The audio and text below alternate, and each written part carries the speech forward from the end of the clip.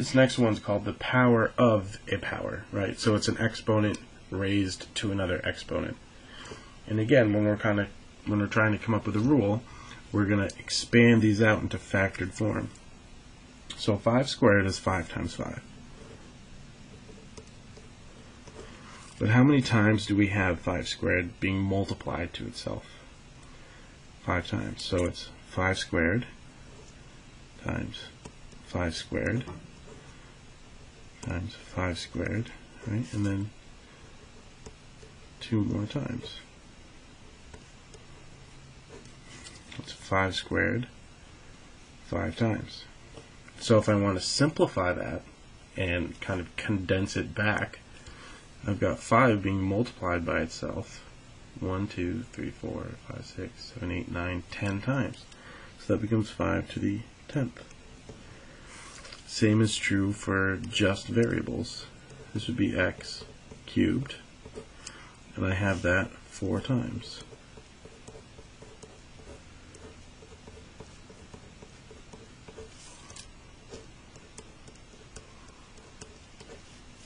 So how many times am I really multiplying x? 1, 2, 3, 4, 5, 6, 7, 8, 9, 10, 11, 12, right? 3 plus 3 plus 3 plus 3. So that's x to the 12th. Now, mathematicians, we look for patterns. Do you see a pattern between x to the 3rd to the 4th and x to the 12th? That would be the same pattern as 5 squared to the 5th and 5 to the 10th. And hopefully you found that pattern in the activities, and you can also see the pattern now, which says that if we find, or to find a power of a power, we keep the base the same and we multiply the exponents.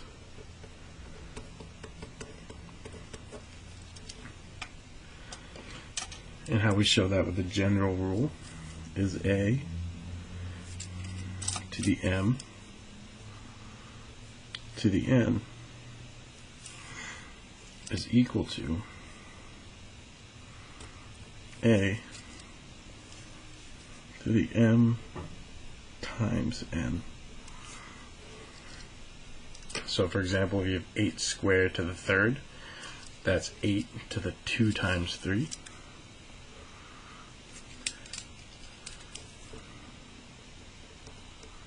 Which is 8 to the 6th.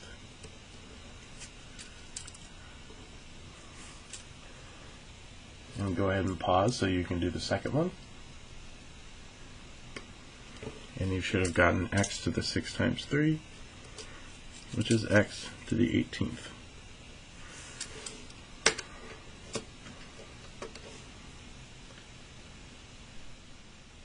So this next one is called product to a power. So it's when we're multiplying multiple times in the parentheses, and all of that is being raised to another exponent, right? So multiplying, right? Product to a power.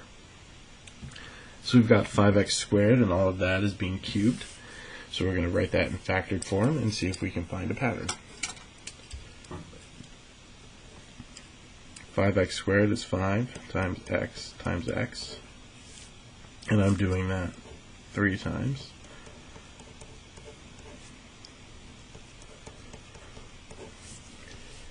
And now if I want to simplify it, this is all multiplying, so I can rearrange them. So I have 5 times 5 times 5, which is 5 cubed. And x times x times x times x times x times x. And that's x to the 6th. We'll do the same thing here.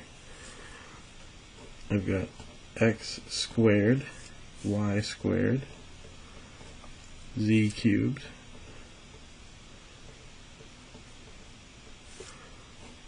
and that's all being squared, so I'm writing that one more time.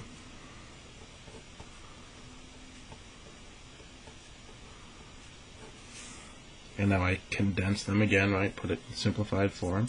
I've got x being multiplied 4 times, y being multiplied 4 times,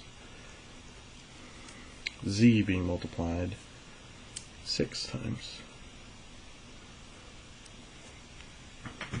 And now you're looking for a pattern again.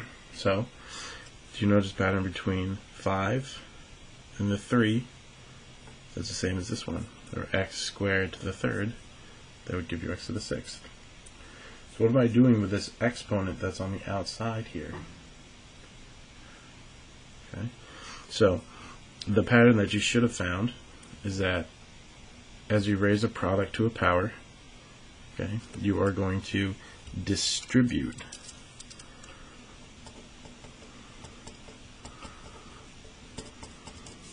the power to each factor.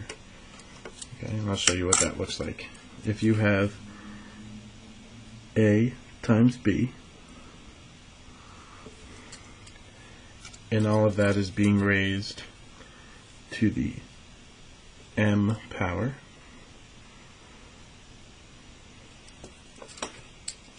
what you're doing is you're taking this exponent and you're distributing it in to the A and in to the B.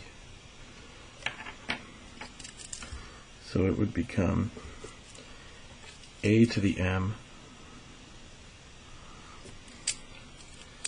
times B to the m.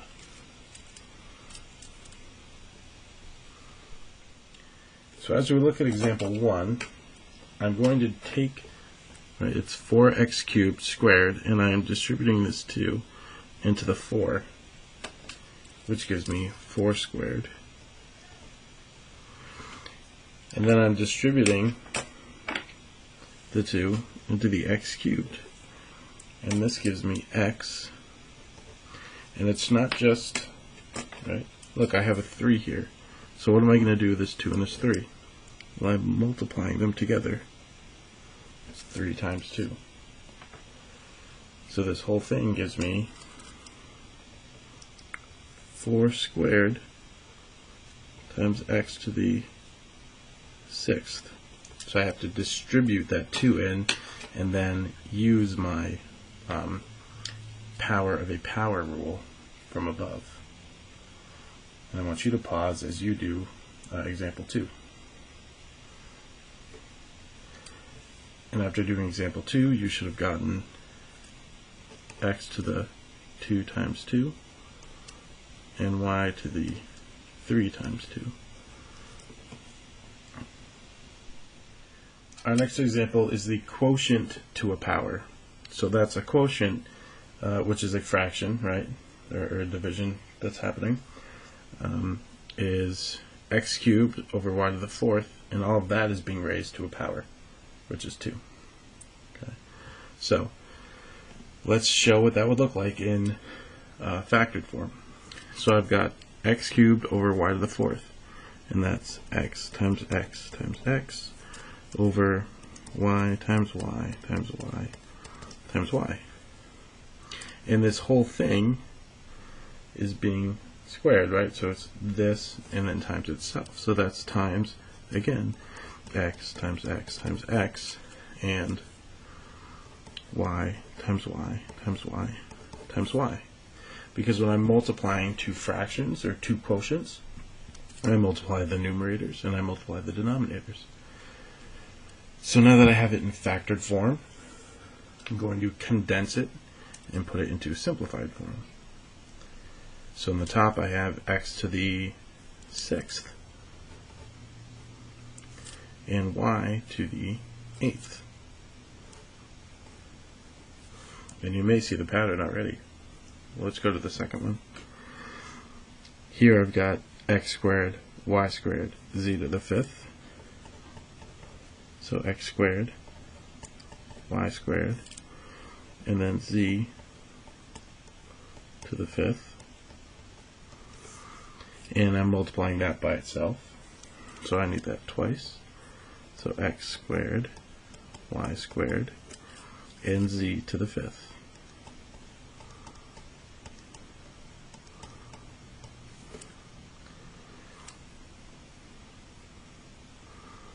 Well, it should be z to the 5th, z to the 5th. Okay, so now to put it back in simplified form, let's first take a look at the numerators. Well, how many times am I multiplying x? 1, 2, 3, 4 times. So that's x to the fourth. And y is y to the fourth. And at the bottom, z is to the 10th. And what you should have seen, right, if you look at the pattern, we have x cubed squared and y to the fourth squared is 6, 8. So that pattern, that general rule that we're looking for is, again, when we have a quotient to a power, we distribute, oops, wrong color, we distribute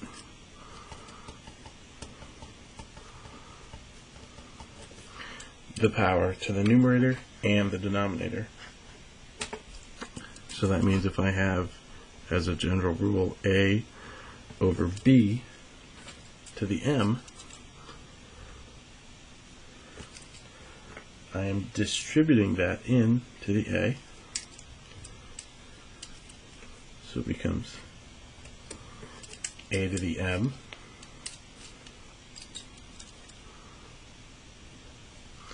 and distributing it into the b, so it becomes b to the m.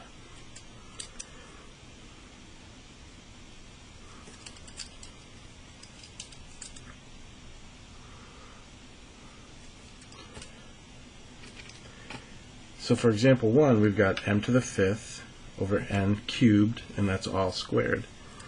So if I distribute in this 2, I would get on the top m to the fifth squared, and distribute it to the denominator n cubed squared.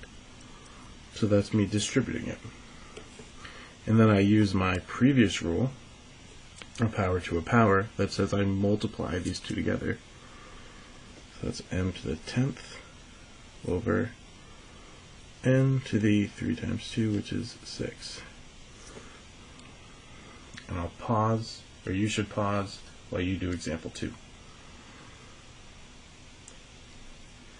And after doing example 2, you should have gotten 2 to the 4th over x to the 12th, 2 to the 4th times x to the 12th, all over y to the 4th. Our very last rule is called the zero exponent rule. And it's quite simple. It's just that any number that's raised to the 0 power isn't equal to 0. Okay? It's equal to 1.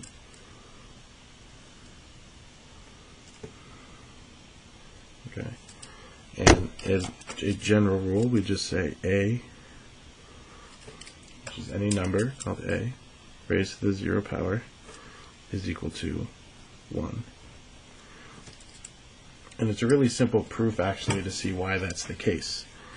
Let's say you have x squared over x squared. Well, according to one of our rules, right, the rule of dividing powers says that I subtract these two, which is x to the 2 minus 2, which is x to the 0.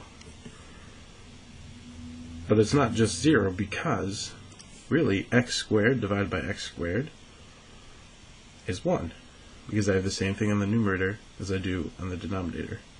Right? Just think of what if x was 2. I have 2 squared over 2 squared, which is 2 to the 0. But 2 squared is 4, and 4 divided by 4 is 1. So you can't get 0. So anything raised to the 0 power is really 1, no matter what. Even if you have a super complicated, like wicked complicated problem, looks something like this, if it's raised to the 0, the whole thing's going to be 1.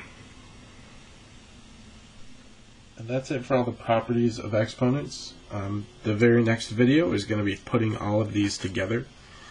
For now, what you're going to do is, in your new entry, you're going to take this paper, and since it's double-sided, we can't just glue it down, so we're going to make it a page within a page. We're going to do that by taking a single piece of tape and taping the corner, or not the corner, the side, in just like that, so that it flips just like so. And then this new problem, we're going to be taking these complicated powers and simplifying them using those exponent properties. So we're going to be putting it all together in the following video.